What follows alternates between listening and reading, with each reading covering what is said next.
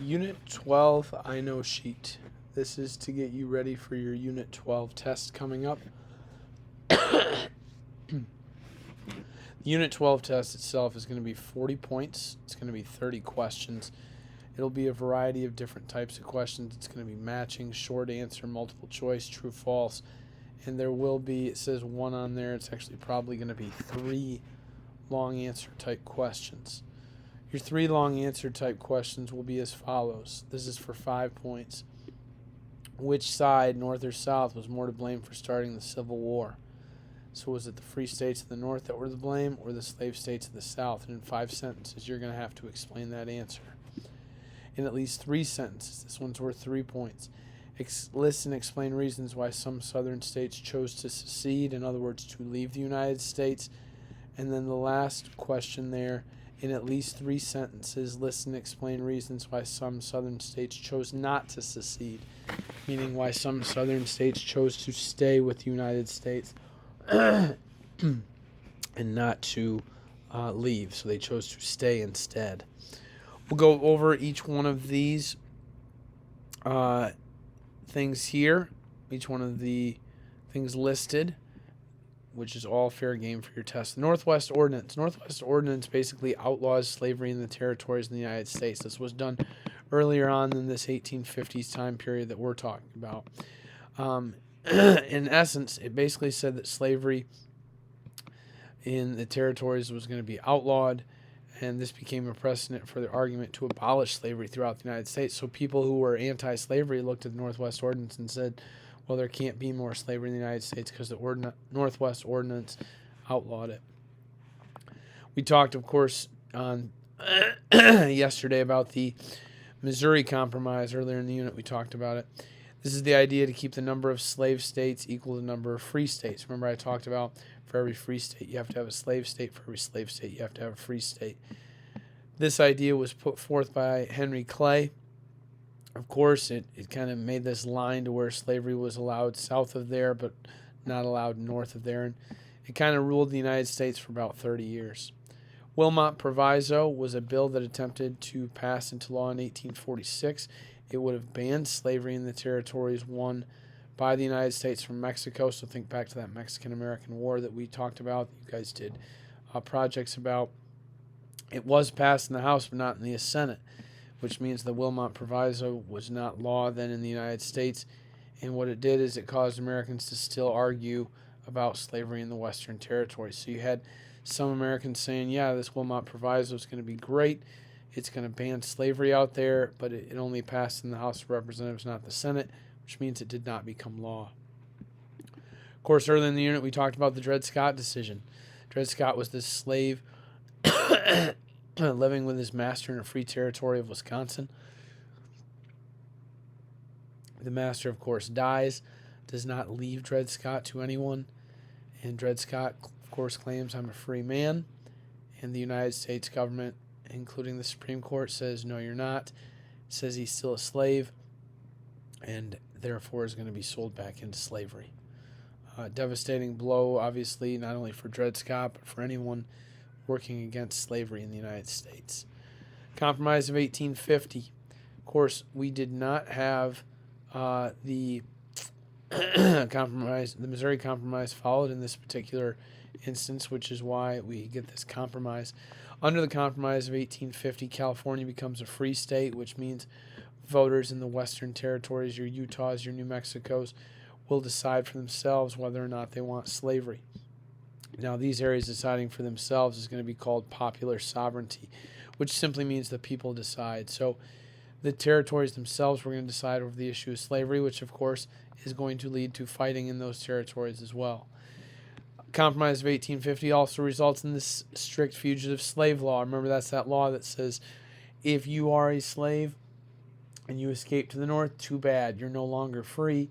You're going to be sold back into slavery, at least legally speaking. That's what has to happen.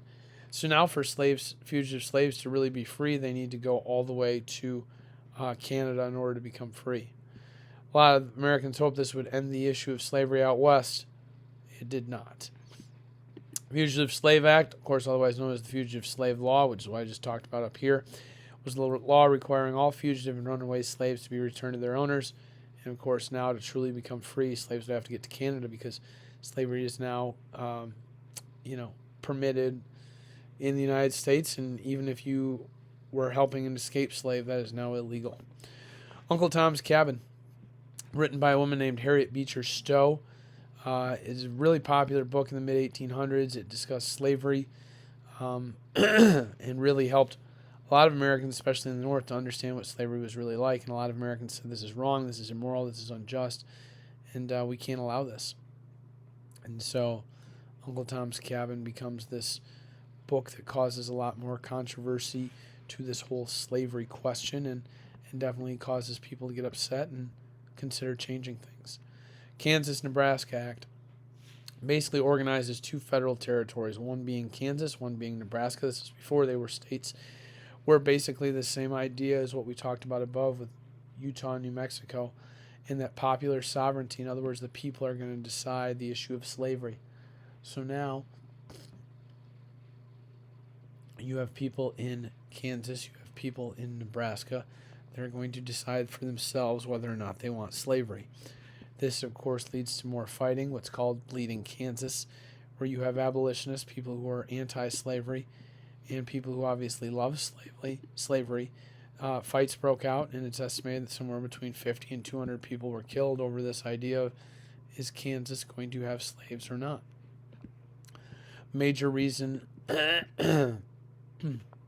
more controversy was stirred up in this era was the Republican Party. Formed in 1854, it was gathered and somewhat formed within the state of Michigan as well. Their main goal of the Republican Party at the time was to stop the spread of slavery. And their first president, of course, was Abraham Lincoln. And so Abraham Lincoln is going to be the first president of the Republican Party, which is the anti-slavery party in the United States, which, of course, is not going to sit well with people in the South. John Brown is an interesting guy in this whole time period. He basically takes the idea of anti-slavery to a whole different level. He says, well, we're not going to just protest and ask for things and try to do things peacefully. He says, I'm going to fight people. And John Brown leads slave raids, which in Harpers Ferry, Virginia, he basically lets a whole bunch of slaves free, gives them, weapons, and says, destroy, fight back. And so he leads these raids where you see people killed, you see slaves killing whites as a way to fight against slavery. John Brown also leads the Potawatomi Massacre in Kansas in 1856, killing 5 people in response to a pro-slavery rally in Lawrence, Kansas. So John Brown was one of those people where I'm not just going to talk about ending slavery, I'm going to literally fight and help others fight against it. And his way of showing his displeasure for it was using violence.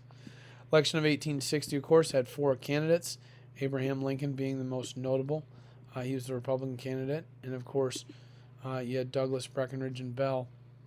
And it is going to be Lincoln who wins the election. He wins the Electoral College, dominated the vote in the North. However, if you remember from what we discussed earlier this unit, Lincoln doesn't even appear on the ballot in 11 southern states. So 11 southern states refused to even put Lincoln's name on the ballot, which, of course, is illegal.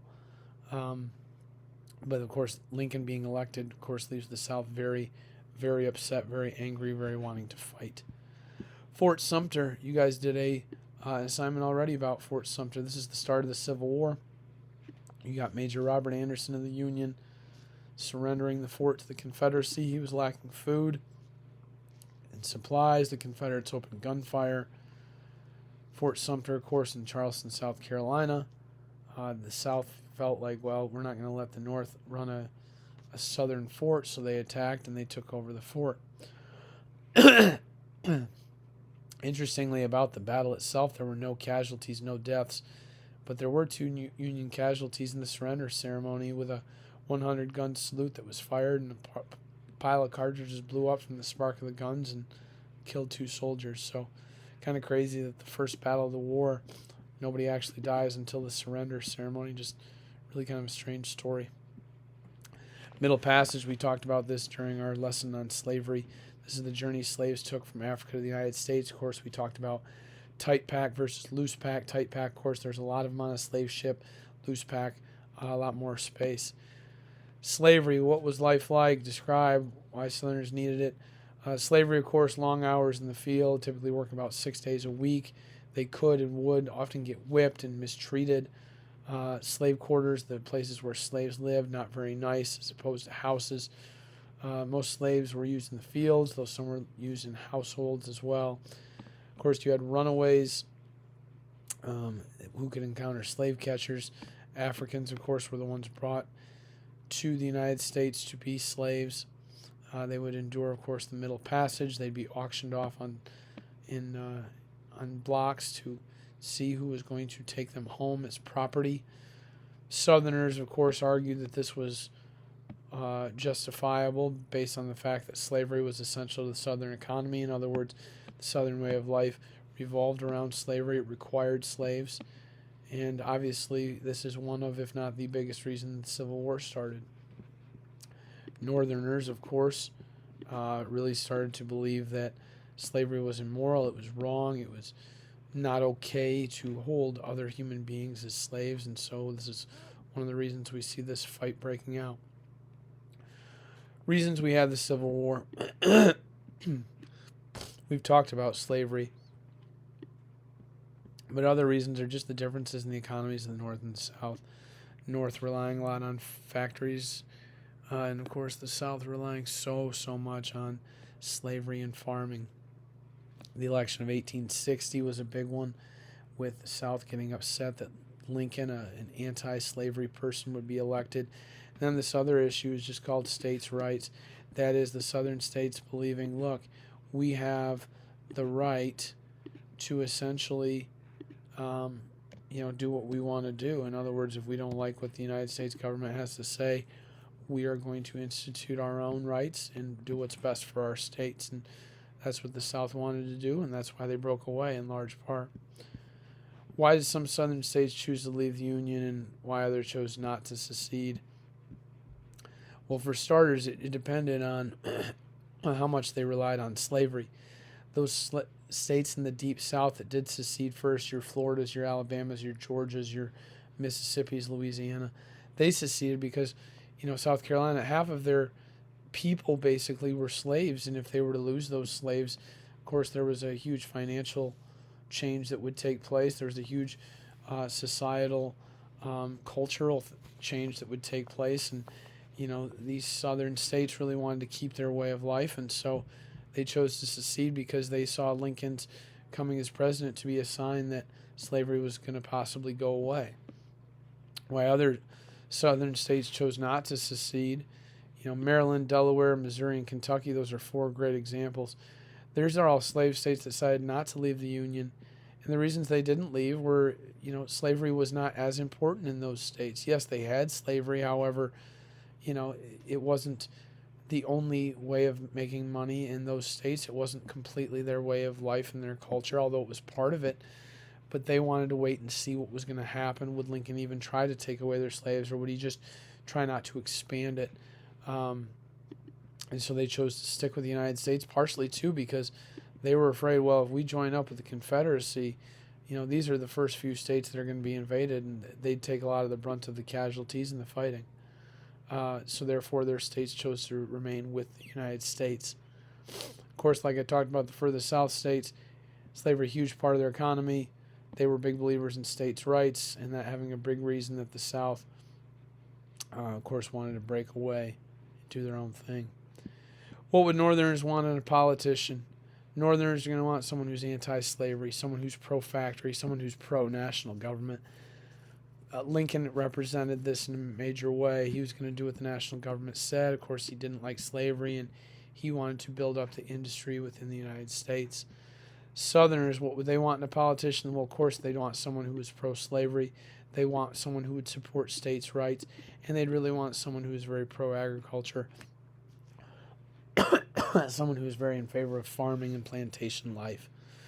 Confederate States of America, of course, as the new nation, I put in quotation marks there, were they ever a nation? That's a debate, but they formed themselves a new nation with 11 southern states that did choose to secede.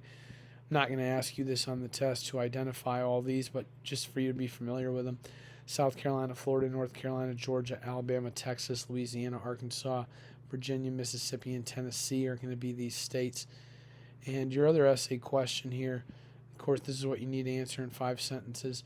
Write one paragraph arguing which side was more to blame during the Civil War, the free states of the North or the slave states of the South. Explain your answer. And you got to understand, I don't have one right answer for this question. You could argue it either way as long as you can support your answer with details and with examples that make sense.